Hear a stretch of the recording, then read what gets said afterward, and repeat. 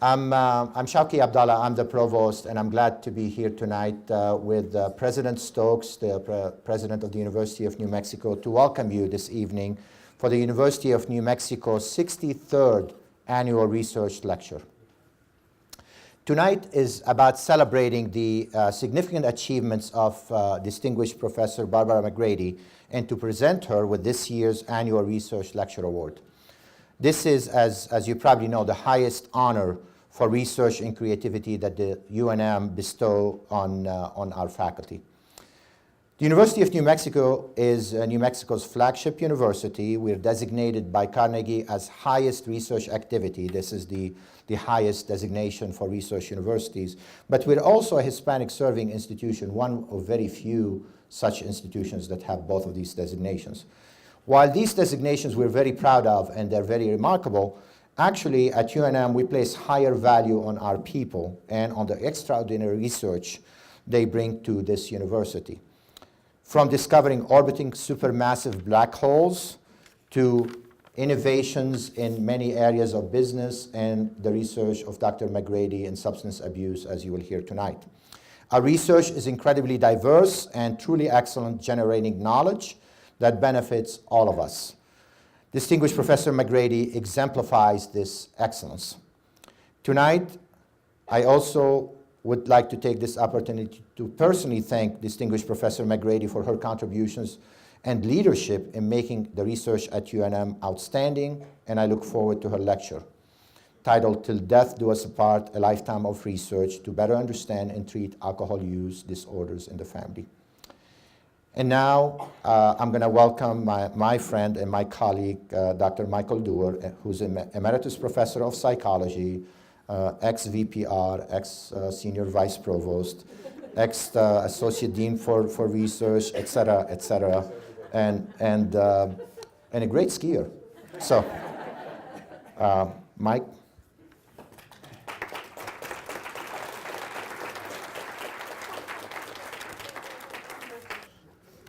Well, hello, good evening and welcome. I'm very pleased to have the honor of introducing the 63rd recipient of the UNM Annual Research Lectureship Award, Distinguished Professor Barbara McGrady.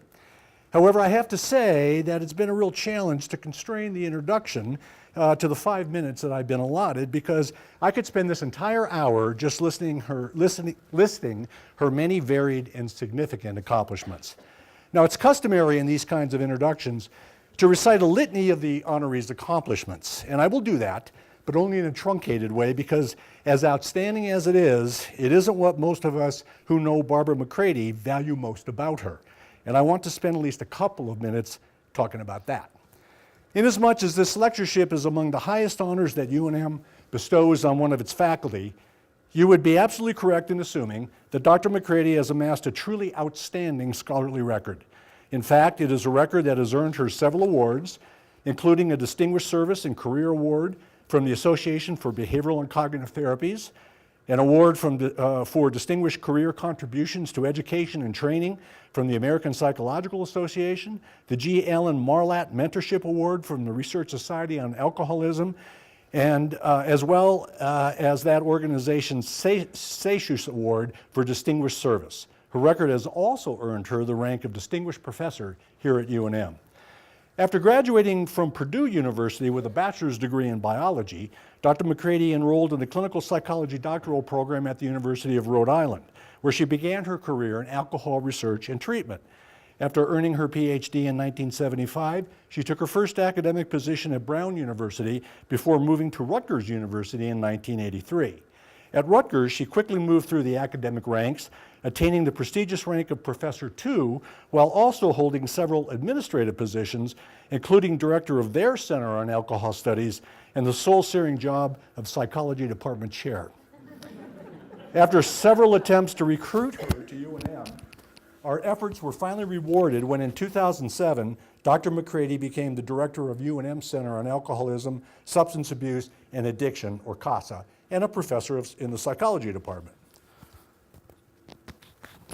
Over the course of her career, Dr. McGrady has published 16 books and monographs, 143 refereed articles, top-tier journals, 64 book chapters. Remarkably, she has enjoyed continuous funding for her research since 1977, having served as PI or co-I on 45 research grants, 35 of which were awarded from the National Institute of Health. Just since coming to UNM, she has generated nearly $9 million in support of her research and training programs. Professor McCready took the position of CASA director at a precarious time. Several senior scientists at CASA were ending their careers, its financial situation was bleak, and the center's future was in some doubt. Since then, she has returned CASA to its status as a premier national addictions research center. She has attracted a group of successful investigators balanced across junior, mid-career, and senior levels. She initiated a successful pre- and postdoctoral research training program. She made CASA economically solvent. She assembled a talented administrative and support staff that makes it easy to submit and run research grants. She created a collaborative environment that fosters interdisciplinary research among CASA investigators and investigators from other UNM departments, including those at HSC and the Mine Research Network, as well as investigators from other states and from other countries. In addition to all of that, Dr. McCready has proven to be an amazing mentor whose students routinely go on to do good things at good places. In terms of her service to the profession, Dr. McCready has a long list of notable contributions, too numerous to mention if we want to get to her talk tonight. Okay, those are the numbers. What I want to turn to now is what isn't on her vita, but which I think you should know to get a better picture of who she is. As I've come to know Barbara over the years, there are two terms that I think characterize her: hard-headed and big-hearted. By hard-headed, I mean that Barbara is a dedicated, committed, and serious scientist. More important than the sheer quantity or outcome of her work, at least to me, is that it exemplifies the highest standards of clinical science. The clinical interventions and protocols that she developed and employs are based on empirically established behavioral principles, not intuitively or rationally derived assertions, and their efficacy is rigorously, systematically, and quantitatively assessed. For those of you who don't know, clinical psychology has a long and somewhat checkered history, most of which is characterized by intuitively appealing or rationally derived fads that enjoy little, if any, empirical support and often are simply unsupportable. The clinical science movement, primarily within academic clinical psychology, struggles against this perception of our discipline by requiring empirical support for its principles and interventions. And nobody exemplifies this perspective better than Professor McCready. Standing up for science sometimes takes courage, hard-heartedness. And a good example of that scientific courage is when in the 1980s, Barbara sought to bring a scientific attention to Alcoholics Anonymous, or AA, which, even though its underlying assumptions and treatment outcome data were scientifically unsupported, was then one of the few available treatment options for alcoholics.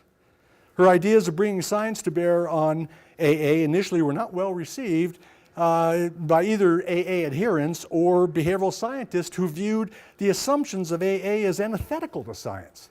Nevertheless, she persisted. I believe her talk includes mention of this work, so I won't go further into it other than to say she and her colleagues, their work resulted in a more nuanced and empirically supported understanding of the operative components of AA.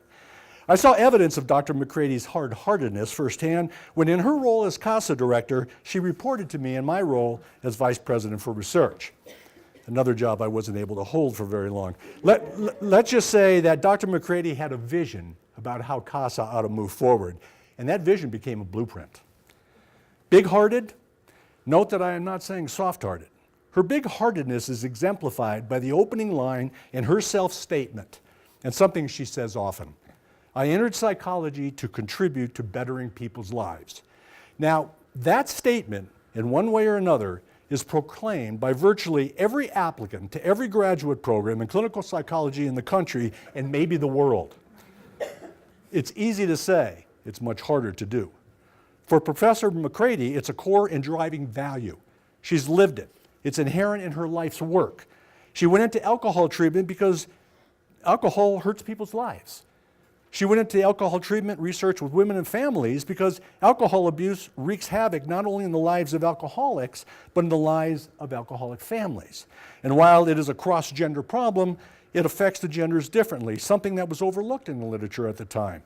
Dr. McCrady's research showed that women with alcohol and other substance abuse problems do not necessarily have the same treatment needs or responses as do men with similar problems. Her big-heartedness is there in her efforts to extend substance abuse treatment to folks who can't afford a month's stay in an inpatient treatment facility. One of the things that attracted Dr. McCrady to UNM was the opportunity to extend her work to the state's large minority and disadvantaged populations. Her big-heartedness is there in her commitment to her students. She's an effective mentor of students partly because she cares about them as people and their well-being as much as their scientific training and their productivity. It is there in how she mentors junior faculty and new PIs at CASA. It is there in her attempts to disseminate her research for public consumption and to make science-based treatment accessible to practitioners working in the trenches. It is there in her exemplary department and university service, which I can tell you is not all that common among distinguished professors, who tend to focus a little bit more on their own productivity and careers and a little bit less on others. It's just there wherever you look. So it would appear from what I've told you, and indeed by the very title of her talk, Till Death Do Us Part, which by the way I thought was going to be a renewal of vows between you and Denny. So surprised me.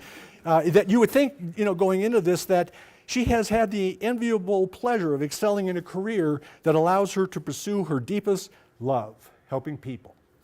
Yes, that would appear to be the case, but it isn't true. Barbara loves to ride horses, and her real love is horses. She has wanted one since the time that she was a little girl growing up. She asked her father repeatedly if someday he would buy her a horse. Fortunately, her father, Mr. James Sachs, was reluctant and kept deflecting the conversation until Barbara finally went off to college. I say fortunately because I am convinced that if she had gotten that horse, she would have pursued a career as a professional rider or a horse trainer or a jockey or something, and that would have been a tragic loss for us all. So just let me end my comments with a deep and profound statement of thanks to Barbara's father, Mr. Sachs. Thank you, sir.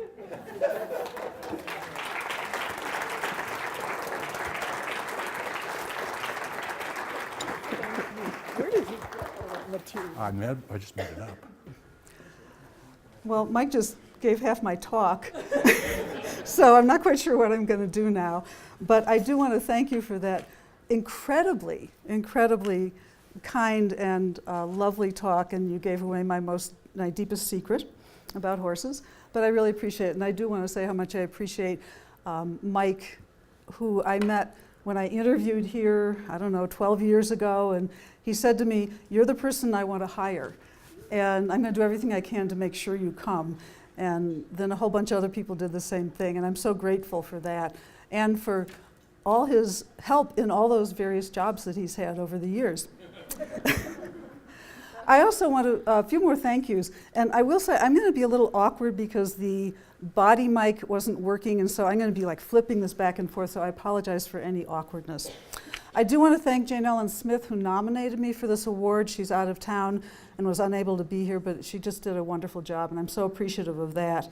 I also, of course, want to thank the faculty, Senate Research Policy Committee for selecting me, and that was just really such an honor, and I appreciate that so much. I have a whole bunch of thank yous here. It won't take that long, though. I also do want to thank the staff from the Office of the Vice President for Research, particularly Lauren Medrano and Vanessa Tan. I don't know exactly where Vanessa, oh, she's in the back, great. Lauren in the front, Vanessa in the back. They just do a phenomenal job and had a ton of stuff to do to prepare for this. So just deep thank you to both of you. I also had a bunch of people, there are going to be a lot of photos in this talk, and a bunch of people helped me with those, and I just want to give a shout out to Tamara Archuletto, Kim Larinaga, Matt Onuska, Helen Salazar, and Adam Wilson, who all helped make sure that I had pictures that I could use. And then finally, my two biggest thank yous. I want to thank President Stokes, who's here for her very first annual research lecture, and hopefully will be here for many more to come. Thank you so much for coming. And most of all, I want to thank all of you, colleagues, students, friends, and family. It means a lot to me. And see if I can get through that without being a little teary. But thank you so much for being here. And I hope you enjoy the talk. This title has 4 meanings, and I thought I would start with letting you know what those meanings are. So the first is the most obvious, till death do us part. Alcohol affects families. It affects families throughout their lives. Even when families are fractured, it becomes a lifelong part of the dialogue and the narrative of those families. Second, I have devoted my career to this field, so it's kind of my till death do us part. I've moved to New Mexico, and I feel like this is my forever home, so that's the grim one. This probably will be my till death do us part home. And finally, in the course of this talk, I will be sharing some personal things with you about people that have been important in my life, and I hope will continue to be a part of my life throughout the rest of it. So lots of meanings for that. But I want to start by telling you about a couple of people. Kimberly Atencio and Keisha Pino, for starters. Kimberly was a 37-year-old woman, and her daughter Keisha was 20. They got into a fight. This was all over the papers a few years ago. They got into a physical fight by the highway near Santa Fe. They rolled into the highway. They were struck by a car and killed.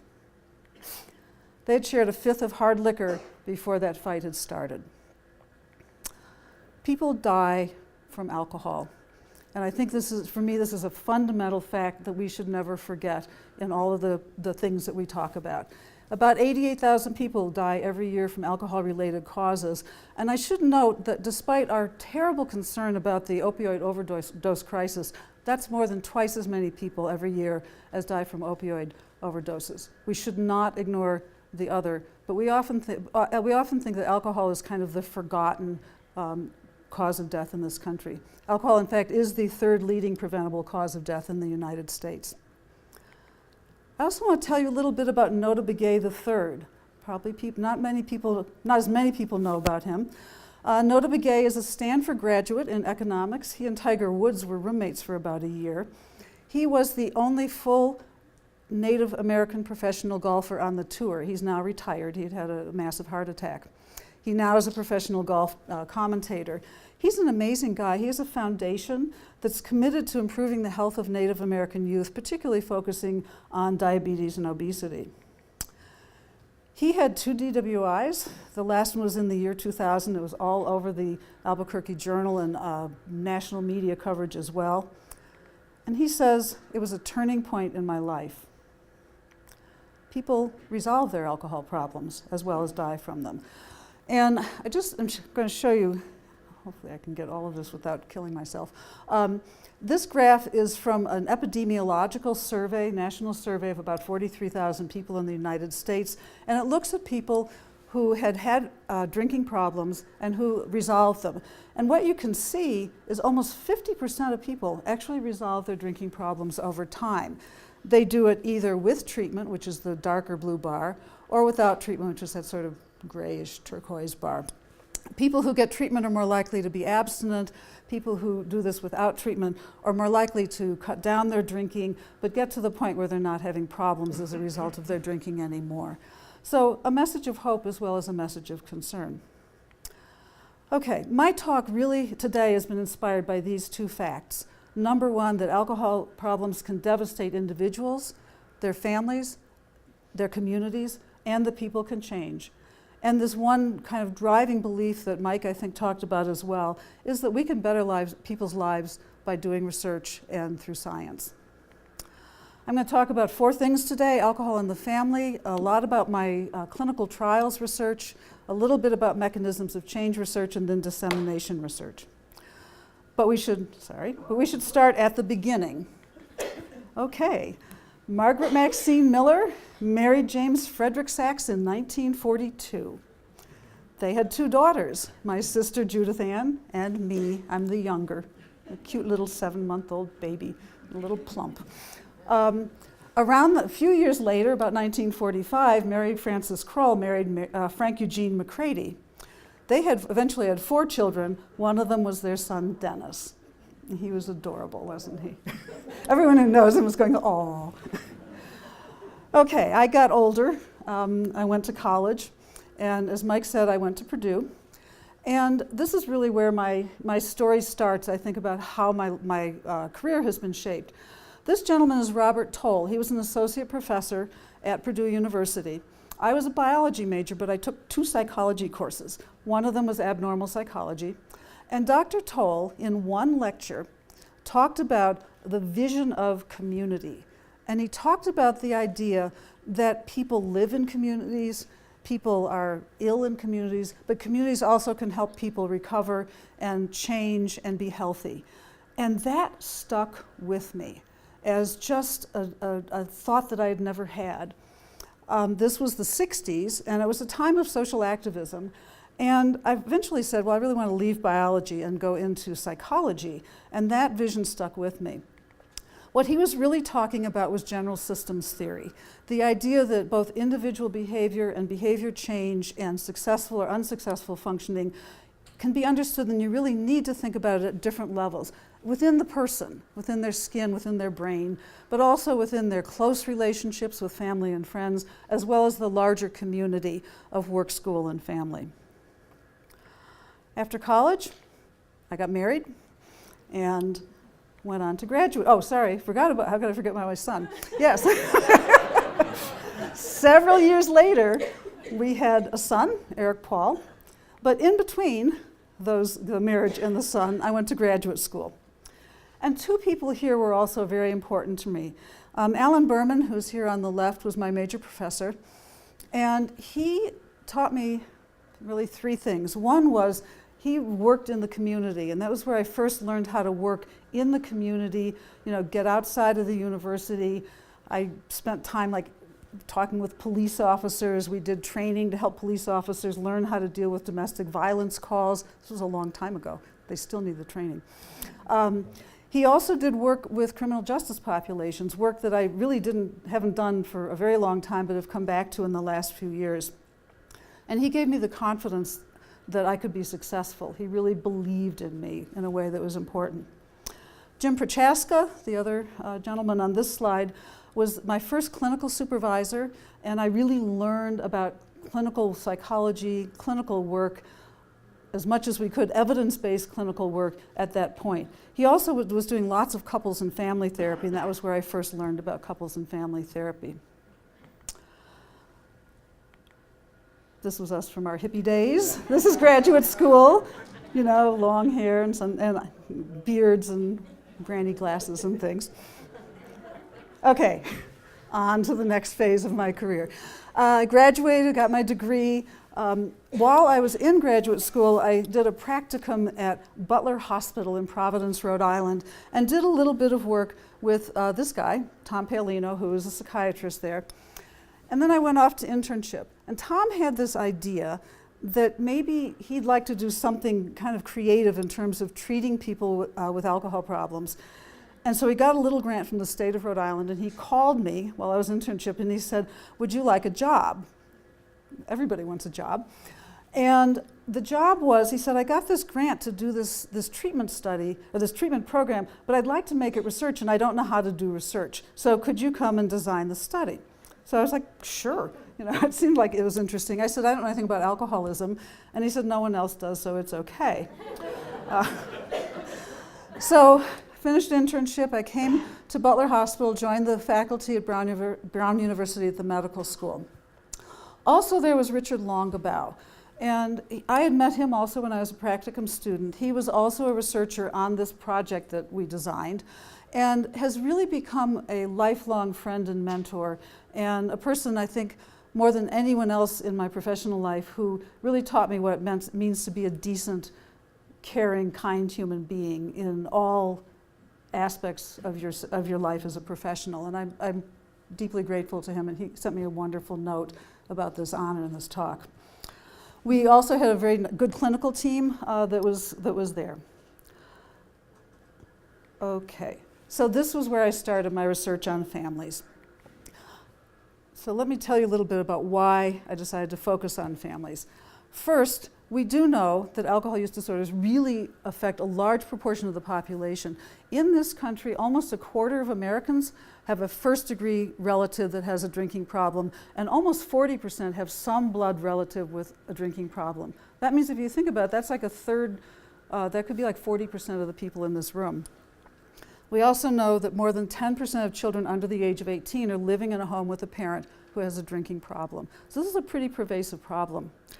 Early on, Tom and I did an analysis of separation and divorce rates, and we were able to identify at that time that those rates are about 6 times as high for people with alcohol use disorders as they are in the general population. We also know physical violence is very, very common in these households.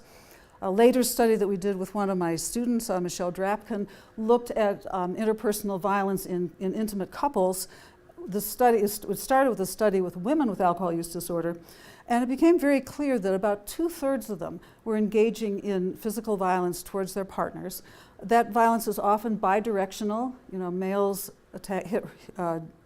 hitting females, females hitting males, and that's true as well for males with alcohol use disorder and their wives or their female partners. So the violence is really pretty an important part of it. And we also know that these alcohol use disorders really affect both the physical and psychological health of spouses and children. Spouses are much more likely to have diagnoses related to depression and anxiety. They seek out medical care more. Children have more school problems. They have more also depression and anxiety. And in one study, which just kind of blows my mind, they were looking at kids who are medically hospitalized, nothing to do with alcoholism. They matched them for diagnosis with kids who had one parent had an alcohol problem or a parent who did not, and the kids whose parent had an alcohol problem were in the hospital longer. They're really pervasive effects on the families. In some of our most recent research, we've been doing some focus groups, talking with and listening to people with drinking problems, family members, and also clinicians. And I just wanted to share a couple of quotes with you from the patients and from the family members to give you a feel for what that means qualitatively. So people with drinking problems know that their drinking is impacting their family. They're not oblivious to it. They're very aware of it. And just a couple of quotes here. One person said, "The craziness of my family not knowing where I've been for 2 weeks at a time," things like that. Another said, "I'd get into arguments with her like, 'Don't tell me what to do. I'm a legal adult. I can do what I want to.'" They know. They're very aware of what's going on. Families also can articulate their concerns very clearly. And just again, a couple of quotes. "She has this tendency to be verbally abusive, even with pushing me around and stuff like that." Or from parents, "In the last 2 years, my ex-husband and I have spent at least $10,000 on programs, rehabs through the city, bonding her out when she's been drinking." These problems are pervasive and they affect people in deep and personal ways. Okay, I'm going to now, I have no clock in here. Okay, I'm going to now start talking about some of the specific research studies that we've done, and a lot of the next section will be all about some of the clinical trials that we've conducted. The first one was the one that I alluded to, the work with Tom Paolino at Butler Hospital, and this was the joint admission study. Tom had this idea. This was a psychiatric hospital, but people with alcohol use disorders were hospitalized there. And he had this idea, well, what if we bring the spouse into the hospital along with the patient? Joint admission. Okay, so that was his idea. Let's hospitalize them together and have them be on the treatment unit together, and we'll provide them couples therapy and individual therapy and therapy for just groups for the spouses alone.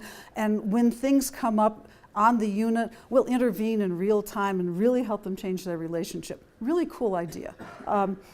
So my part was to design a randomized trial. So we designed this study where we randomly assigned people either to this joint admission, or just the patient would be in the hospital and the spouse would be involved in couples therapy groups and in therapy for themselves, but there would be no joint hospitalization. And then we compared that to individual therapy, again, randomly assigned. This was a relatively small study with 33 patients with alcohol problems and their spouses.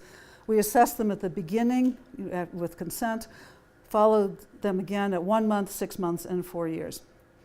Well, what did we find? Everybody got better. Okay, so I'm going to help you because not everybody reads psychology slides every day. I'll make sure to walk you through most of these. The y-axis here is a quantity frequency index. Each number on here reflects 2 drinks, okay? So at the base of treatment, or the beginning of treatment, they were drinking anywhere from about 8 to 11 drinks per drinking day. Okay, so pretty heavy drinking. This is the red was the joint admission group, the yellow was the couples therapy without the joint admission, and the green is the individual therapy. And as you can see, everybody got better, they maintained their gains, and we found no differences among the three groups. So, it was a pretty good start. But we learned some things, and I'm going to hope with each of these studies I'll try to share with you what I think we learned and what brought us to the next study. So first thing we learned was in the short run, inpatient treatment really did not add any substantial benefit. We also learned this was incredibly disruptive to families. It was expensive, it was inconvenient, and especially if you think about in 2018, there's no way health insurance would cover it unless it quadrupled the success of outcomes or something, or led everybody to be abstinent forever. So it was pretty clear that this was a really interesting idea, but not practical, and it didn't add benefit. Most important, it didn't add benefit to the outcomes of treatment for people. So we decided, it was pretty clear at that point, that we should probably move to an ambulatory model or an outpatient treatment model, and that would be more valuable as well as more practical in the long run. So that's what we did. During that period of time, there'd been probably 3 or 4 studies that had been published, all of which looked at the efficacy of involving a spouse in alcohol treatment. The studies were very consistent in their findings that people got better outcomes if you included the spouse than if you did not. But we really didn't know why. So this study was designed to try to take that initial look at what is it about this spouse-involved treatment that seems to make people do better, help people to do better. So we had I seem to like 3 treatment condition studies. So in this study, we had 3 conditions again. The first we thought, well, maybe it's just the fact that the spouse shows up every week for the therapy. Maybe that's really all it is. You don't have to do anything. The person can just be there. And so I'm going backwards fast. Okay, sorry, the pointer is right above the arrows. Okay, so the first condition was just the spouse came to all the sessions, but we really did more like individual cognitive behavior therapy to help people stop drinking and stay abstinent. So that was the simplest condition. Then we thought, well, maybe it's really also about the spouse learning how to cope with the drinking and drinking-related situations and knowing how to be supportive. So the second treatment condition was that both the individual therapy to help the person with a drinking problem change, as well as helping the spouse know how to be helpful and supportive. And then we thought, well, maybe it's the whole thing, and we really should be focusing on the intimate relationship as well. And so the third treatment condition included all 3 of those treatment elements. We had 45 patients with alcohol use disorders and their spouses, mostly males, but a few females. We assessed them again at baseline, and then we followed them monthly for 18 months after the treatment was completed. And what did we find? These findings were pretty cool. Okay, so hopefully I'll get you all excited about it. The red line was that minimal spouse condition. That's just where the partner showed up and listened and was there for the sessions. The yellow line was that condition where we focused on the drinker and we focused on the spouse learning how to cope with drinking. And you can see, they did pretty well. This is these are the 18 months after treatment broken into 3-month blocks. And this is the percentage of days that they stayed abstinent. So you can say they did pretty well, but they're kind of going down over time. And then the green line was when we did the full couple therapy along with the interventions for the drinker and for the intimate partner. And this was almost unheard of in alcohol treatment studies. People got better over time. So they were actually improving in terms of their ability to stay abstinent over the 18 months after treatment. The other thing we looked at is what happened in their relationship. And I don't have this on the slide, but we did see that there were more separations and divorces in these 2 groups than there were in the behavioral couple therapy group. Among the people who stayed together, we looked at the number of marital problems they had, and this was at baseline, and this was just at the 18-month point. And what you can see is, although everybody's problems went down some, and that's pretty common when people get help with their drinking, but the people who got the couple therapy, look at that, their relationship problems really, really went down. So they cut down on their drinking a lot, many of them abstained. they stayed together and they were happier. So they didn't just stay together and be unhappy with each other. So that was a pretty exciting finding for us. What we learned from this first was that we could actually do ambulatory treatment or outpatient treatment. We could bring people in together right from the beginning of treatment, which we were told was never going to work. We also found that addressing that relationship along with the drinking led to better drinking outcomes and greater marital stability. However, as with almost all alcohol treatment, relapses were pretty common, and we were concerned about that. Okay, around that time I moved from Brown to Rutgers. The beard got shorter, the hair got shorter, we got a little older. We're still together though. Okay, and then I went to Rutgers University, as Mike said, in 1983. Important people here. Peter Nathan was the director of the Center of Alcohol Studies, the director of clinical training for both of the clinical psychology PhD programs, and a lot of other things. He was really a brilliant researcher, and again, a phenomenal mentor to me. I learned a lot about science from him, but he's also the first person I learned something about administration from. He had all these director and administrative roles. And one of the things he said at some point when we were hiring was, he said, I always try to hire somebody who's better than I am and smarter than I am. He said, because then you make a place better over time. It was a really great thing to learn early on. We also had a really nice group of scientists in the Center of Alcohol Studies that we did we had a lot of collaborations among us.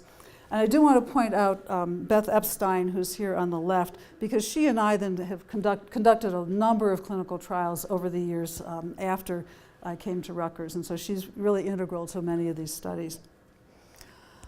Okay, as I said, we were concerned about this idea, the fact that people were relapsing, and we thought, are there ways that we can decrease relapses within this couple therapy model, ways that we can improve the treatment so that people would be less likely to relapse? So that was the goal of this third study. Again, it's a randomized clinical trial. You'll keep seeing RCT up there as a randomized clinical trial. And what we did was we took our couple therapy treatment that had worked pretty well in our first outpatient study, and then we added one of two things to it. In one of the groups, we added some specific behavioral techniques to try to decrease relapses, or it's called relapse prevention. Or we also tried to help them get involved with AA and Al-Anon along with the couple therapy. I thought this was a brilliant idea, and that was going to be the group that would do just the best. That's why we do the research. This is a study with all males, 90 males and their female partners. Again, we followed them, assessed them at baseline, followed them monthly for 18 months after treatment. And I should mention that these longer-term follow-ups are important because people often do really well in treatment. It's the Mark Twain quote, I've stopped smoking 1,000 times. People can stop for a short period of time, but it's really about maintaining change that's important, and that's why we follow people for a period of time. This was the full research team that was involved in these studies. Okay, so what did we find? Again, we have the percentage of abstinent days here on the y-axis, and we have the baseline and then this 18 months of follow-up on the x-axis.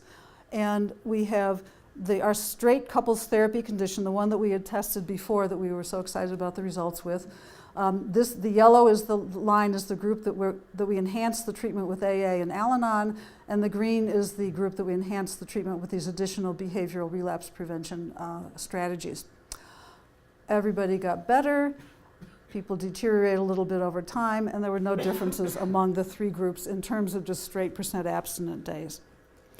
We also, though, did look at how long the relapse episodes were, and so to see, like, if people are drinking, can they stop it quickly so that it doesn't end up in a long prolonged drinking episode?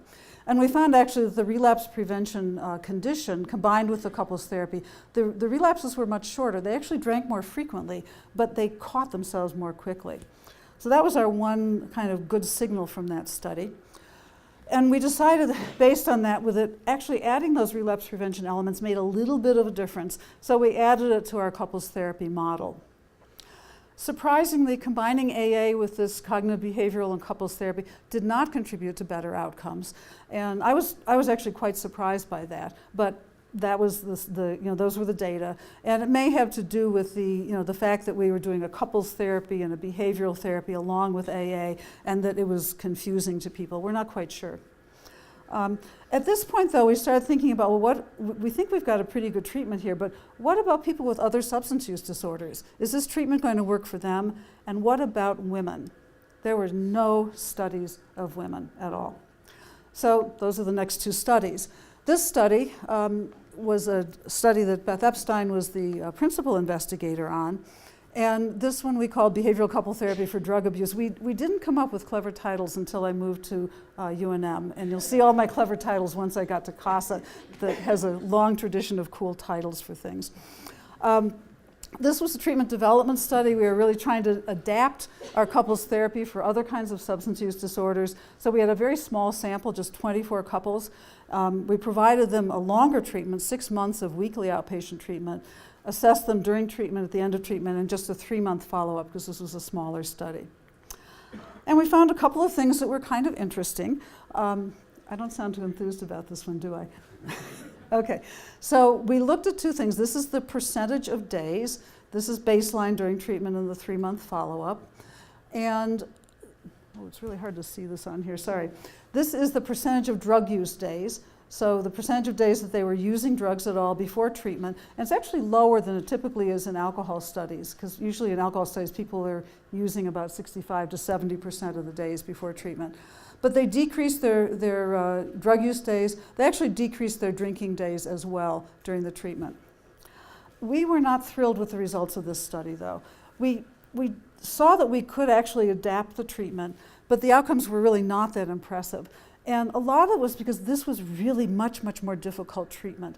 One of the things we try to do in treatment is develop a relationship with the drinker, express concern, support them. And we found that the wives wanted to have nothing to do with that. The therapist would say something like, I realize change is difficult. And the wife would say something like, what do you mean change is difficult? It's about time that he quits. And it was just really, really hard to do the treatment. But also, these folks had multiple service needs as well as the drug use. And this model was just not well designed to help them deal with all of those other kinds of problems. So we didn't pursue this line of research with couples with other drug use disorders, at least not at that time. We did, though, decide it was time to look at women, and wrote a grant that was exclusively women. And this was really the first study of this kind to look at a couple therapy with women with alcohol use disorder. Again, it's a randomized clinical trial. We had 102 women and their male partners. And we thought, well, we should really kind of start at the beginning and just see if couple therapy is better than individual therapy, because that had not even been tested. So we just compared these two treatments of alcohol behavioral couple therapy, alcohol behavioral individual therapy, and I have the acronyms up here because it'll show up on the slides. Again, we assessed them baseline post-treatment and 6 and 12 months later. And we got some really, really cool results. I hope you appreciate it's kind of like you get a good result and then you get a frustrating one, you get a good one, but we've moved forward, and that's the encouraging part. Again, this is the percentage of days of abstinence over at each time point. This is the months. This is the treatment period, so the first over about a 6-month period, and then this is the follow-up period, the 12 months of follow-up. And we see a few things that were interesting here. First, when you had the couple there together, and remember they're in the room together all the time, it's a lot harder for the women at the beginning, so they're drinking more frequently. But they catch up after a couple of months, and then they do really well, and they really maintain their abstinence all the way through that 18 months of treatment, the days of abstinence. The individual therapy condition, people deteriorated over time, and this is still pretty good. 70% abstinent days is much better than the way they started, which was maybe 30 to 35% abstinent days. So people are getting better, but the couple therapy really had a big advantage for these women. These little asterisks here are one of these kind of geeky things that we did. We set for the statisticians in the room, we set the intercept at each month of follow-up, and then we compared the intercepts. And every single month of follow-up, the women who are receiving the couple therapy had a higher percentage of abstinent days than the women receiving the individual therapy. So that's what all those asterisks are. Okay. The other thing we looked at, and this is a really busy slide, so I'm going to walk you through it. The other thing we were really interested in is how does this treatment work, how did this couple treatment work for women who had other kinds of psychological problems? And we know that the rates of other psychological problems in women with alcohol use disorder are very high, maybe as much as 50%. And so all the clinicians who were in the study, and at least Beth Epstein, thought that the women who had these other problems would do much better with individual therapy. Well, they were wrong. And this was one of my most surprising findings. Women who had, this is for the technical baseline and axis 1 diagnosis or a significant psychological problem at baseline, if they had that, by the end of treatment, if we look at their abstinence, percent days abstinent, they are much more likely, they have much higher rates of abstinence with the couple therapy than they did with individual therapy. So even though the treatment was focused on their drinking, they were able to really somehow deal with these other problems because they were able to cope and not drink despite these other problems. Similarly, we looked at axis 2 diagnoses. These are personality disorders, things that people who non-psychologists in the room have heard of, things like borderline personality disorder or antisocial personality disorder. Again, and this is percentage of heavy drinking days, so lower is better on this graph. Again, the women who had personality disorders, who had got the individual therapy, had a lot more heavy drinking than the women who were receiving the couple therapy. So these were unexpected findings and also pretty exciting to us. So we learned a few things from this study. First, we learned that couple therapy was more effective than individual treatment, even for women with other axis 1 and axis 2 disorders. So at this point, we're thinking we've got a pretty good treatment. We've tested it with men, we've tested it with women. We've tried to improve it a bit, and some of the things we've done have improved it. And we're feeling pretty good about this treatment. But there's, of course, always a footnote in these studies, which was that we advertised a lot for people to come to this treatment or to this study. And a lot of women called. And with the women who called but didn't come, the number one reason they said they wouldn't get involved in the studies, they didn't want their male partner involved. And so it became pretty clear to us that couple therapy was clearly not going to be for everybody, at least with women with alcohol use disorder. Okay, at this point, we felt like we had a pretty well-defined treatment, and I just want to take a pause to tell you a little bit about the treatment. We've started calling it alcohol behavioral couple therapy, or ABCT. It focuses on that primary intimate relationship, married or just a committed intimate relationship.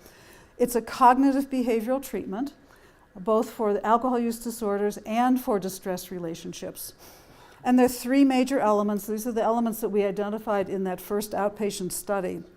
One is really help the patient stop drinking and learn how to maintain abstinence. Second is we teach the partner behaviors to really cope with the drinking and support change. And third, we're trying to improve the intimate relationship. And over the years, 3 people were really intimately involved in developing this model. David Abrams and Nora Noel were both at Brown University with me, and then again, Beth Epstein, who has been a long-term collaborator in this work. The treatment is an outpatient treatment. It's what we call a standalone treatment. They don't get other treatment at the same time. This is what they do. Both partners are present for all of the sessions. They're an hour and a half in length, and we have the treatment is guided by treatment manuals. We were fortunate to be able to publish the manuals with Oxford University Press, so we have both, and this is not a plug, we have both a manual for the therapists. It's session by session. It gives them the suggested language. It has exercises, worksheets, homework. And then we have a parallel workbook for the couples that they can use and they can take home with them and they can work with it. So this is the treatment that we've really spent a lot of time developing, and this was our first attempt at dissemination. We're still together. I got to give you a few you got to get away from the science once in a while. This is actually, we lived in New Jersey then, but this was actually on Block Island back in Rhode Island. Okay, back to science. We decided to do another study with women. And one of the things, as I said, we were really struck by how often the women who called just didn't want couples therapy. And so we thought, well, let's try to learn more about what women want. If we gave them a choice, what would they choose? And let's find out why they're choosing whatever they choose.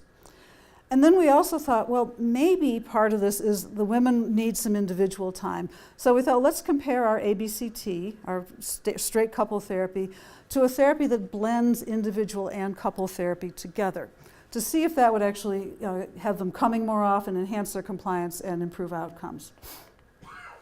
So this was kind of a wacky study in terms of the design.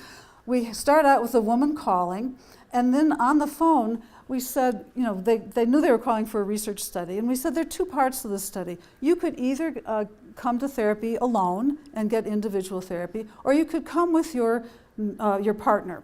And I will say these were all heterosexual couples, so we say you could come with your male partner. And so they had a choice right at the beginning. If they said, I want individual therapy, they came for an individual intake. If they said they wanted couple therapy, they came for a couple therapy intake. We're just going to focus first on the women's choice, and then the rest of what I'm going to talk about is only the couple therapy arm. There's a whole other set of findings over here that don't go with my story about families.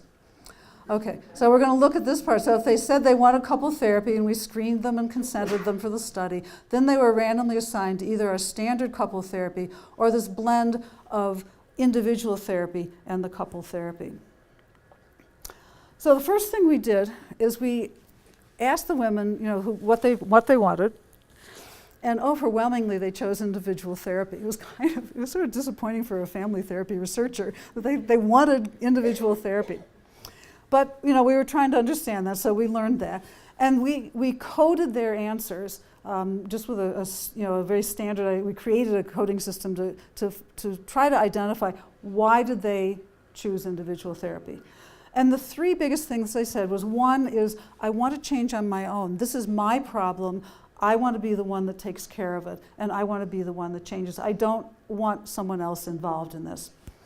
They also talked a lot about logistical barriers, and this kind of went across the socioeconomic spectrum, but a lot of people commuted a long way for work. Some people who had kids who worked opposite shifts, so they didn't have to have much in the way of childcare. And they just said it would be really, really hard unless you have, unless you can see us on Sundays at 2 o'clock, but we don't want to leave our kids then. So the logistical barriers were substantial. And then some of them said, I'm very concerned about the future of this relationship. It's really rocky, and I need to work this stuff out myself. Some of the women did choose couple therapy, though, and we asked them also, why did you choose this? And the two most important things they said was, one is, I really want my partner to understand what I need, understand what I'm doing, and be able to support me. And then the second thing the women said, who chose the couples therapy, it was very, very much like the others. They said, I'm very concerned about my relationship, and I want to try to get help to make it better. Okay, some of the results. The first, we had this idea. Again, now remember, we're just looking at the comparison of the straight couples therapy with the blending of individual and couples therapy. Now, we thought that we would get the people who got the blend, and that's what this ABCT is the blended therapy. We thought they'd come to more sessions, and there was a statistical trend significant at the 0.055 level, so you can't actually say it was significantly different, but it was trending in the direction that we had hypothesized. So we see a little bit of a trend for them to come to more sessions. This is a really hard slide to watch. Okay, but I've tried to make it easier. This was Okay, so in this slide, in all 3 panels, blue is just the straight couples therapy, the ABCT. Yellow is the blended treatment. This is the percentage of days of abstinence, and this is time. The first 2 graphs are time during treatment, the first half of treatment and the second half of treatment. And what we see is, as in many of these studies, the percentage of drinking days goes down. Sorry, this is drinking days, not abstinent days. I should point that out. That's why I underlined that. So instead of abstinent days, all the other slides have been abstinent days where you want to see it going up over time. This is drinking days, you wanted to see it going down. Okay, so we see a decrease in the percentage of drinking days, and most of that happens in the first 8 weeks of treatment, and then they kind of stay the same. And there's a difference between them, so the people getting the blended treatment actually have a lower percentage of drinking days. As with many of these studies, during the follow-up, this is the year of follow-up, they actually maintain their changes really, really well, but there are no differences between them. Okay, so again, we learned some things that we thought were pretty interesting about this. One is we actually could use this couple therapy more flexibly in combination with individual therapy. We were kind of concerned about what's going to happen if we see them together and then there's some individual therapy and then the male partner comes back. But it actually worked very well and people didn't have a problem with it, and the women liked having that private time. We also did learn that couples therapy is really not the preferred treatment for women. But the women who do choose the couple therapy do really quite well during treatment, and they maintain their gains afterwards. Okay, meanwhile, another marriage happened in my life. Not mine, though. My son, in 2004, married Carrie Colander, and this was just a lovely picture from their wedding. This is my sister all grown up, that girl with the curly hair you saw when she was 4 years old. Okay. And then I came to UNM in 2007. And I have to tell you, this has been such a phenomenal part of my professional life because I've got a cadre of colleagues that you're going to see in the next couple of slides who, I didn't even touch it. Okay, a cadre of colleagues who've been incredibly, incredibly important to me, have inspired me, have supported me. We've had fun together, we've argued together, we've complained together, or they've complained to me. That's what happens when you're a director. And we've just had wonderful, wonderful experiences. These are the people who are currently at CASA who are willing to have their pictures taken. However, CASA's got a lot more people. So I did want to have a shout out to all of the people at CASA. These are all the folks who have their pictures and don't have their pictures. And these are just the current folks there. I know there are a number of people here who used to be at CASA at some point that I've worked with, and they've just been wonderful, wonderful colleagues over a lot of years. I've also been fortunate to be part of the psychology department. And there also, have a group of colleagues who are smart, creative, do work completely different from anything I've ever done, and I've been fortunate to be able to learn from them as well. And so I do want to just say thank you to all of the people that I've been able to work with here and had the pleasure of learning from and collaborating with. Okay, at this point, perfect. I decided to start to shift. We've had this treatment, we've been kind of testing it to death. We feel like we've got a pretty good treatment, it works pretty well. But we really want to move to another question, which is what we call mechanisms of change research. So a typical clinical trial, where you're randomly assigning people to different treatment conditions, you can consider a horse race. I know, after Mike told you about my horse love, you've been waiting for this moment, right? So clinical trials are really horse races to see which treatment is going to win. You put your treatments in the starting gate, you run the race, or you have them receive the treatments, you follow them, and you see who wins. Okay, they're the horses. This was the only horse my father would ever buy me. Sad. And these are the horses I've been able to have in my adult life that are just wonderful. I actually had to give you 2 pictures of that one. But anyway, those are the horses. And as I said, the mechanisms of change research is going to get us away from the horse race into really understanding how the best horses succeed. Okay, study 7. There are only 9 studies, I should just let you know. So we're moving along really quite nicely here. This we called MATES. This is Mechanisms of Alcohol Treatment Engaging Spouses. This is my first attempt at a really cool acronym at CASA. And I do want to thank Mandy Owens, one of the graduate students who finally came up with this. And she also made a big sort of a poster where we tracked our progress in this study, and it's a big diamond ring that's outside my office now, and it's all filled in because we finished the study. Okay, so this study really had 3 goals. One was to first try to study what actually happens in these couple therapy sessions. We really didn't, we had ideas, but we didn't have scientific knowledge about what was actually happening in the sessions. The second was to see, does the therapist actually impact the behavior of the couple? We think that what therapists do affects the behavior of the people in the therapy session, but we really hadn't demonstrated that. So that was our second goal. And the third was to see, how does the couple's behavior actually relate to drinking outcomes? So this kind of is a first look inside the therapy session. Okay. This was a bear of a study, and I think I might never ever do another coding study in my life.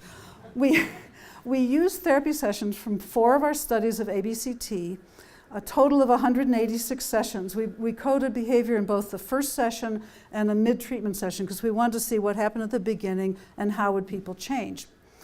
Every single session, these 186 sessions that are an hour and a half in length, we transcribed. So we now have transcriptions of every one of the sessions. And then we coded the tapes, every single tape. And we did we coded the therapist behavior. We coded what the patients said. We call them the identified patients or the IPs. We coded what the spouse or the significant other said. And then we did some global codings of how we assess the couple and their interactions overall in the session. We coded a whole lot of things, and I'm just going to go through some of these here. We coded positive behaviors, like things you'd think of in a relationship, like support and collaboration and giving advice in a kind way, not, you better clean up your act, but it might be really helpful if you did such and such, and providing encouragement and support. We also coded a behavior that's very common across treatments, which is what we call change talk, or a client's statements of wanting to change. Things like, my drinking is killing me. I really need to change. I think I'm going to stop hanging out at the bars. So those are very simple examples, but change talk. We also coded negative behaviors, and I'm going to come back to talk about contempt, but contempt, directing, which is telling the person what to do, or being confrontational. And then this counter change talk or sustained talk is kind of the opposite of change talk. That's statements about wanting to continue to drink. I really love hanging out with my buddies. Alcohol is the only thing that helps me relax. Those kinds of statements. So we coded those. And then there's neutral stuff, just giving information, talking about yourself, talking about your partner, making listening noises, saying, aha. Those are things also that people do when they talk to each other. So we learned some kind of interesting things. The first is that people really like to talk about themselves. This is discuss self. Look at that. That is like the highest, 35% of the statements that we coded in a session were from the patient and from the spouse. Almost 35% were talking about themselves. And the second most thing they most liked to talk about was the other person. Okay, just giving general information. So here are the positive behaviors. This is encouraging the person about, in general, or about the drinking, giving them advice. Look at how puny that is. That's not much of the session. We looked at this in both session 1 and the mid-treatment session. I just put the mid-treatment session up here. But they're also not that bad to each other. This is direct, telling them what to do and being confrontational. So they're not that bad to each other too. But mostly people like to just talk and give information. So that was the first thing that we learned. The second was, and these were what we called the global ratings, just the overall, how do they seem to treat each other in the course of the session. And we have the patient ratings here, And then the spouse ratings again, and these are all on a 1 to 5 scale, 5 being more of the behavior and 1 being, or 0 being, well, we actually couldn't really have zeros, but 1 being a very small amount of the behavior. So the first thing I want to bring your attention to is this is general support. This is this blue bar. It gets a little bit higher during treatment for the drinkers and a little bit higher for the spouses from the first treatment session to the mid-treatment session. Not statistically significant, but it goes in the right direction. And you know, it's pretty good. This is a little bit more than the middle. We also looked at collaboration. And collaboration is that ability to work together to try to solve problems or deal with issues in your life. And they're pretty good at collaborating with each other. The spouses are actually a little bit more collaborative than the drinkers, but pretty good. And then the third thing I want to bring your attention to is alcohol-specific support. And this is just from, we only coded this for the spouses. And look at that, they're really, the ones who are there, these are the spouses who are willing to come. They are in there, they really want to support the person in changing. And so it kind of just, the overall impression of the session is they're pretty supportive. And then finally, I want to bring your attention to this little item, which is contempt. We're going to come back to that. And it looks pretty low on average, but pay attention, in case you guys are getting a little weary of all these data. Okay, so what is contempt? Contempt is just the worst and the most toxic of behaviors in a relationship. This is when you're critical towards the other person. You're disparaging, you're putting them down. You express disdain for them, like, I don't know why you would ever think that somebody would want to hire you for a job. Really cutting kinds of comments, showing disgust toward the person, mocking them, using hostile humor. Okay, and what we found was the patients who were higher on contempt, that behavior was probably the single strongest predictor. We looked at a lot of predictors. The single thing that was the strongest predictor of poor drinking outcomes was that behavior. We did, however, find a couple other things that were pretty interesting. One was that when the therapists did a lot of things to try to enhance motivation, and in fact, there was a strong association between the therapist trying to enhance motivation and the client and the spouse using change talk or showing motivation. And we also found that those expressions of motivation did predict positive drinking outcomes. So I've pretty much said what's on this slide, but much of this therapy seems to involve people talking about themselves or each other. Drinking is a big focus of the conversation. When you look at specific, just statement by statement during the session, there's not that much support, but overall they're pretty supportive to each other. Contempt is a bad thing. Therapists can enhance motivation, and enhancing motivation does lead to better outcomes. Okay, the last section of what I want to talk about is our adoption or dissemination research. And these are all my adopted animals over the years, my doggies. And I just should mention that this is Honey, and today is Honey's birthday. She's 11. Okay, study number 8 is one that we called Be Smart. We're getting even better now. We have logos as well as cool names. And this is going to sound a little bit at first like a tangent because it's a focus on drinking and driving. And we know that this is a major source of mortality and morbidity in this country. Many states, including New Mexico, have adopted the use of an interlock ignition device that you put on the car. You have to blow into it in order to be able to drive your car, so you have to be abstinent. And it reduces drunk driving while a person is abstinent, while the device is on the car, but when you take it off, they eventually go back to drinking about at the same levels and the same amounts of drinking and driving. So the goal of Be Smart was really to try to develop a smartphone app for families to help families learn how to support the person in not drinking and driving after the interlock ignition device is removed. We have 4 modules. These should look really familiar. These are the things that we do in our couples therapy also, except for the education about DWI. So we try to help them have more positive time together, reinforce positive change, and improve positive communication, get rid of that contempt stuff. This slide's impossible, but I did want to show you there's a module that's education. There are going to be 4 modules altogether. We have a little video to illustrate in a 1-minute clip how to be supportive. We have a quiz with a whole bunch of questions that they can pick what's supportive or not, and they get feedback about it. And then there are a couple of worksheets for them to, or worksheets on their phone, for them to think about how they could be supportive in their own relationship. We did some beta testing with our first module, and I'll just bring your attention to this. This is on a 1 to 7 scale. We asked people to rate the user friendliness of the app, and they rated it as a 5.7. 7 would be the best imaginable, 1 would be terrible. And all these other ratings are also in the very positive direction. So we've learned we could actually develop this. People found it helpful. We've only developed 1 module, and we're actually submitting a grant application tomorrow to get funding to complete the other modules and then do a field test of it. And finally, Be Fit, brief family-involved treatment. A shout out to Adrian Borders, another one of my graduate students who designed this lovely logo. Be Fit is our latest attempt at dissemination and really thinking about how to make this work relevant to the real world. We get good outcomes, but it's not, the ABCT really hasn't been adopted that much in clinical practice. People say it doesn't really integrate well with other treatments. It's a lot of sessions, it's hard to learn, it's only intimate partners, so we've changed it. So now we have a 3-session treatment. You can kind of drop it into another treatment program. Any family member can be involved. We have a very short manual.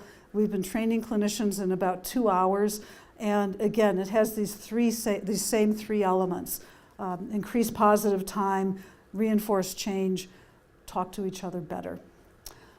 We've done the focus groups that I talked to you about at the beginning. We have our treatment manual, and we're doing a clinical trial right now at Turquoise Lodge Hospital in Albuquerque. They're the best community partner I've ever had. Both the administrators and the clinicians are just incredibly helpful. I have no data. We're in the midst of it.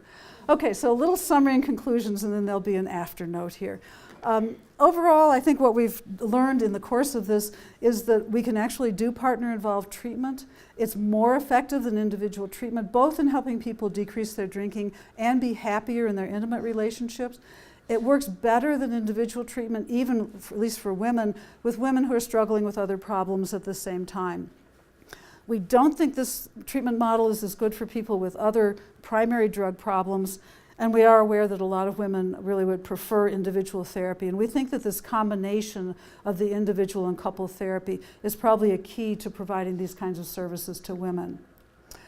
Looking inside the therapy, as I said, we find people don't spend a lot of time just making specific nice comments to each other, but overall, couples who come to treatment together are able to be supportive to each other. Contempt is really bad. And our focus now and really going forward is on dissemination or adoption. We really want to take what we've found in this series of clinical trials and what we've learned from looking at the interior of treatment to really make this knowledge accessible to people in the community, both clinicians as well as people in the general public. Okay. So last, I have some appreciations that I want to share. Lots of grant support. Mike counted them up. I didn't know how many there were, but really, you can't do this kind of work without a lot of research, without a lot of research grant support.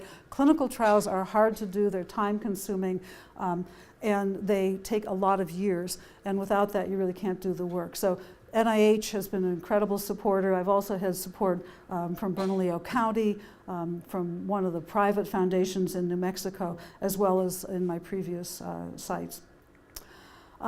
My son and daughter-in-law, who I showed you their marriage, we now have a grandson, Finnegan, who's almost 7 years old. Just wanted to tell you how important he is to us. We're still together. The hair is shorter, less of it, no facial hair anymore, but we're still together. And I'm deeply appreciative to my husband for all his support over many, many years. And then finally, and this is where I want to stop, I said at the beginning how important certain professors were to me, both as an undergraduate and as a graduate student. I learned from that talk, that one lecture from Professor Toll, that you can change a person's life as a teacher, even with one lecture.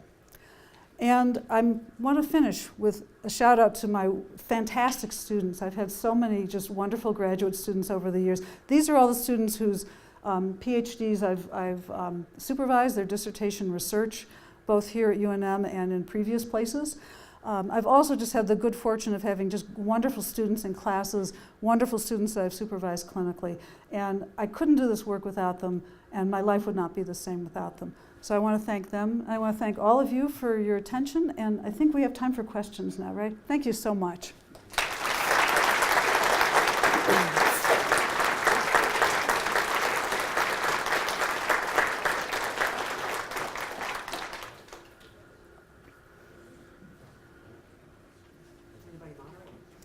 I have no idea. Would you like? Are there any questions? Okay. Okay. Is that Professor Wood? Yeah. Yes, Rich. Would you like the first question? And then I see Sam in the back. Yes, Sam or Rich. No, really enjoyed the talk. Thank you. The most surprising thing for me wasn't the contempt matter, but it was contempt of the patient to the spouse that you're making. Yes. What do we do about contempt of the spouse or the patient? Okay, so for those of you who couldn't hear the question, he said he wasn't surprised that contempt was a bad indicator, but was surprised that the contempt was the patient towards the spouse and wondered about the other way, the spouse's contempt toward the patient. Surprisingly, that was not a predictor of outcome. I expected it to be, but it really was not. And I think that contempt of the patient towards the spouse probably covers a much larger issue, which is that coming to treatment together is difficult. And the spouses are often the, if you will, the truth teller. The patient will say, well, I only drank, I don't know, 5 or 6 drinks, and the spouse is like, come on, you were drinking this. And so it's in the long run, that's a very positive process. Sometimes patients also, I've had women patients who've talked about drinking that their spouses had no idea about it. One patient, the woman said, yeah, I used to keep a bottle in the tank of the toilet. And I'd stay up late so that I could walk the dog and drink some more. And her husband had no idea. So that process of kind of truth-telling and learning and being honest with each other is an important part of what happens in the couple therapy. I think the patients who are expressing contempt towards their spouses are pushing back really hard on that. And they're dismissing that process in a lot of ways. So I think it marks something more complicated and more subtle. Okay. Is that Sam? It's hard to see this far back, yeah. Thank you for this talk, Barbara. It's really exciting. I'm really curious, though, how often, across all of your work, the threat of relational dissolution, or threats like your pulse, if you don't stop drinking, I'll leave you, how often that's a motivation for change? Okay. So the question was, how often is the threat of leaving the relationship or the relationship dissolving an important factor in the treatment? It's often a really important factor in people coming to treatment. There are a lot of people who do not come to treatment voluntarily. They may not be mandated by a judge or by a court, but an awful lot of people come to treatment when someone says, no more, I can't tolerate this anymore. You're destroying my life, or you're destroying our kids' lives, or an employer says, you're really in trouble. So a lot of people come to treatment with they're kind of like dragged to treatment. And we certainly have seen that a lot. I don't have quantitative data with the couples on how many came that way. We've had a few couples who split up in the course of the treatment, and certainly some that split up during follow-up. That's often associated with relapses or with continued drinking. And as I said at the beginning, these problems really permeate a family, and they go on for a long time. And oftentimes, by the time someone actually seeks treatment, it's been going on a long time, and the ability to trust is very, very broken. And so even if a person, as a clinician, and I didn't put our clinician quotes up there, but one of the clinician quotes from our focus groups was, we're working with a patient and they're doing pretty well, and maybe they have 2 or 3 slips, and we're thinking that's pretty good compared to where they were. And the family member is, they're in treatment and they're drinking. I've had it. So it's a really hard process for them to kind of come together to say, this is something that changes over time, and we can support each other and it can be successful. But but the threat is certainly there with some of the couples. Yeah. Thanks for the question. Yeah. So you presented a lot of data about abstinence maintenance. Do you have any data about how many patients in this therapy end up sustaining moderate drinking over time? Yeah. Good question. The question is that I focus primarily on abstinence data, and do we have data about moderate drinking as well?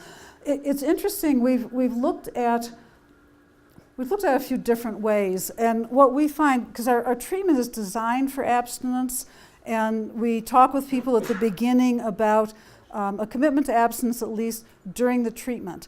We also do talk with them, though, about, ultimately you may make a decision a different way, but we think it's important, even for people who moderate drinking in the long run, it's important to get some abstinence so that you can say, what's it like?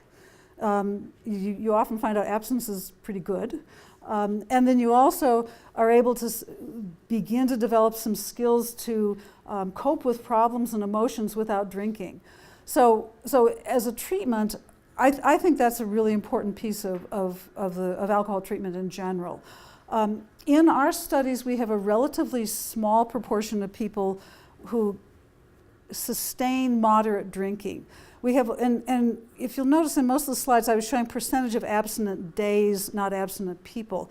Because what we find is a lot of people, they have a few drinks here and there during, even the people who are really successful, they may try a few drinks here and there during the follow-up period, and they're just like, no, that's not really where I want to stay. So we don't see a lot of sustained, ongoing moderate drinking. Now, there are other studies and other treatments that focus on teaching people moderation, and they tend to do better. When you look overall, though, I think at the literature, moderation is not a real stable outcome compared to abstinence. It's harder to, if you've had a serious drinking problem, it's hard to moderate. You have to control it. It's not like a person who says, yeah, I'd like to have a glass of wine here and there. It's really a deliberate process. So our data really don't support moderate drinking, but a lot of it is really focused on is I think a result of the fact that it's an abstinence treatment program. And there are other models that do, I think, better with moderation. Thanks. Other questions?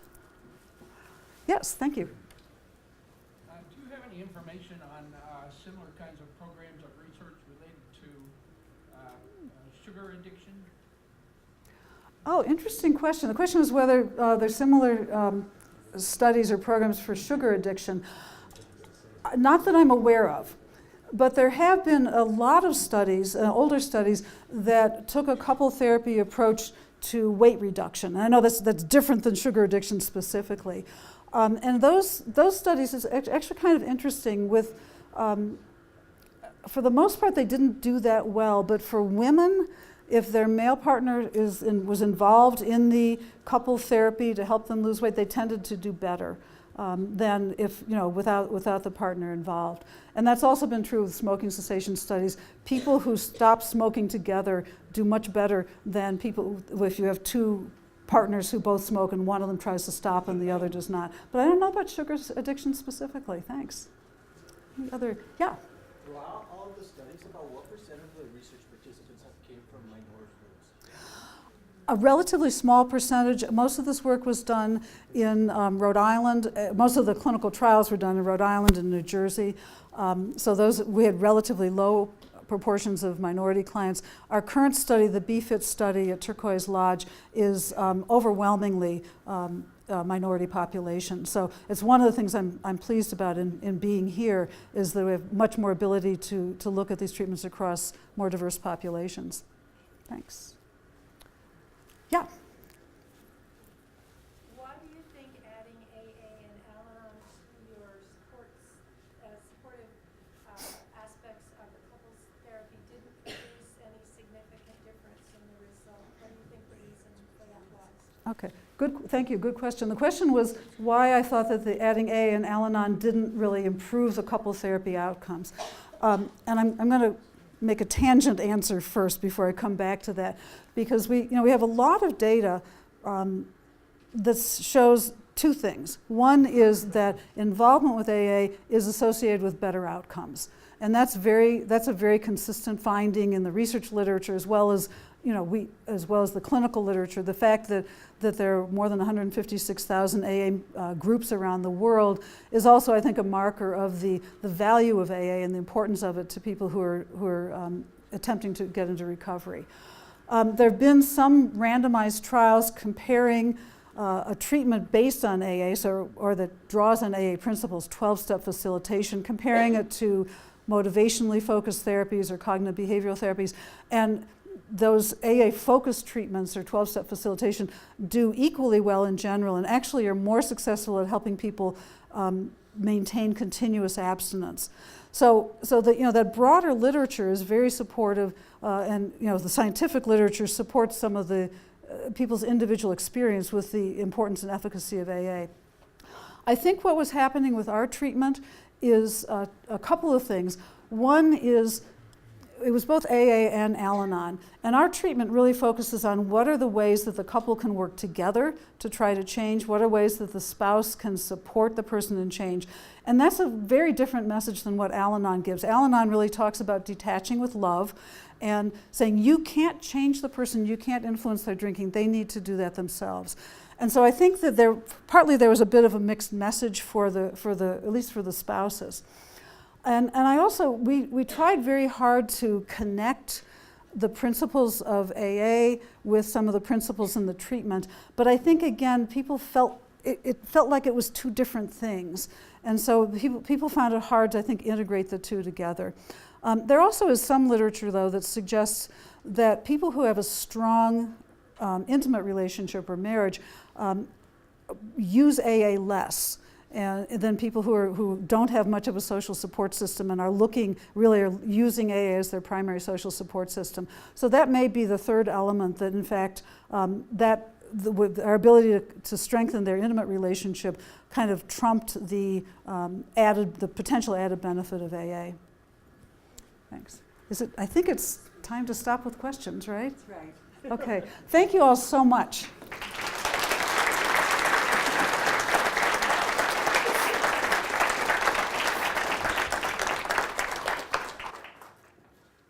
Thank you so much, distinguished Professor McCready, for an excellent lecture on this important topic. And thank you for your years of work to improve the outcomes of people suffering from this deadly problem, as well as their families and their communities. We especially know here in New Mexico that we all share the consequences of people's struggles with alcohol, and we are grateful for your efforts and your insights. It's particularly interesting to me that outcomes are improved when partners are engaged. And I think perhaps a general extension of this may be that problems are best shared, and taking an isolationist approach is rarely the most effective way forward. So I'm Patricia Henning, Associate Vice President for Research in the Office of the Vice President for Research. We have a broad view of the diverse research and creative works happening at UNM. And we point with pride to work which goes on in the community and makes an impact on people's lives here in New Mexico, as well as nationally and internationally. Dr. McCready's work is a perfect case in point, and we are so pleased to be able to highlight and honor her in this annual research lecture event. And I cannot help but note that Women's History Month has just concluded, so it's quite appropriate that we honor a preeminent woman for her outstanding research. In the OVPR, we work alongside our faculty, staff, students, and partners to advance discovery, creativity, and innovation. We especially want to encourage interdisciplinary linkages, like the work done at CASA, which is one of the research centers and institutes overseen by the OVPR. And as you can see from the pictures of the many students that Dr. McCready has worked with, UNM researchers involve students in the cutting-edge research we do here. As we look to see what high-performing research universities like UNM do, we see that research and education are not separate endeavors. Research is education. That's the point of a top research university, and part of what makes UNM such a special place. So at this point, I would like to welcome the Vice President for Research, Dr. Gabriel Lopez, to present the award.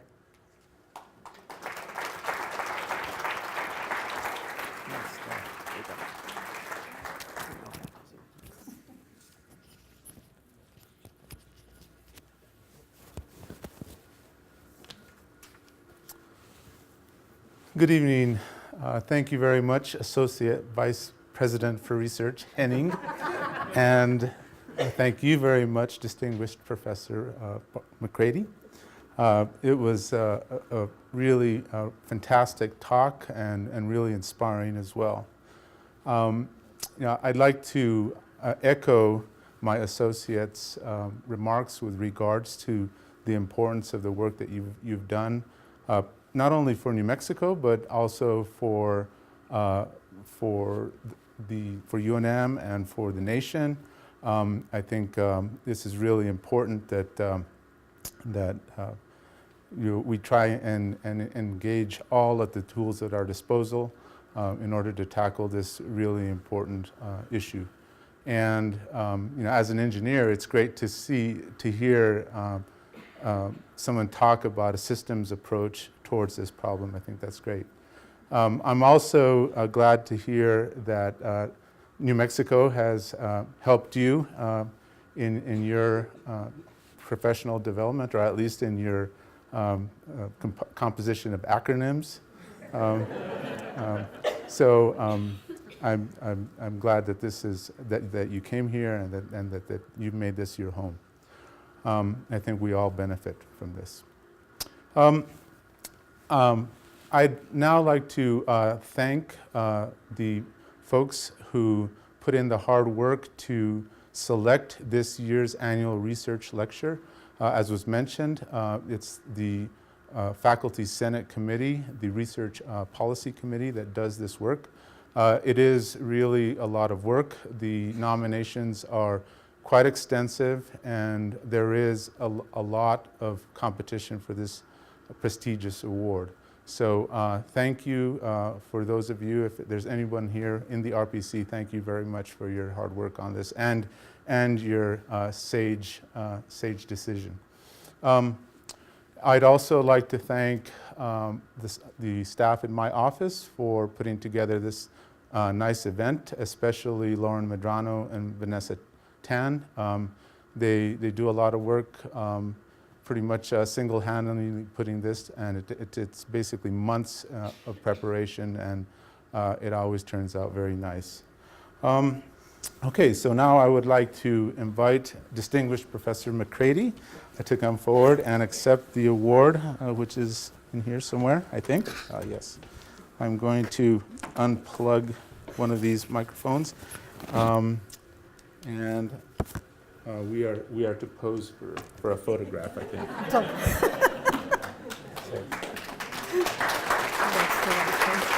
Thank you.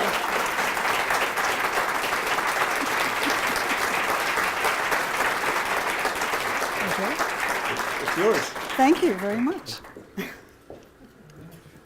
I'd also like to personally thank Barbara for being an exceptional, esteemed, and very wise colleague who has informed a lot of the work that we're doing with regards to strategic initiatives within the Office of the Vice President for Research.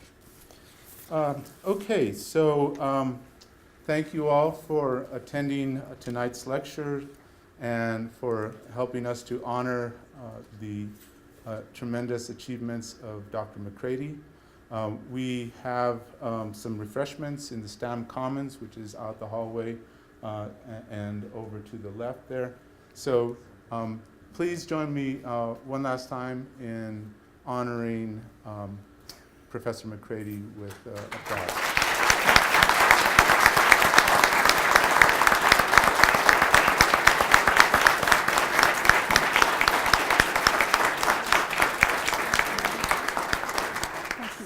Thank you all very much.